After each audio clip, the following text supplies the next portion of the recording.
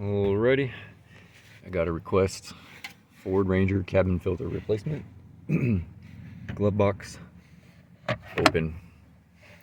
If you look, you might not be able to see it, but there's a little tab right down in there, and there's one on this side too. What you do is you grab and pull, squeeze in. I'm gonna try to do this with my phone in my hand. See, there's a tab. There's a tab.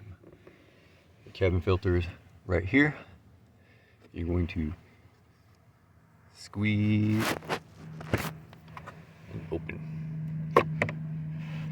and you pull out your filter. Remember, airflow down. I replaced this one, I don't know, a while back. Put your new one in. Remember, airflow down. Push it all the way in.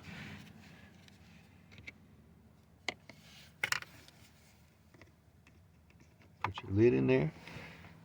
And snap. And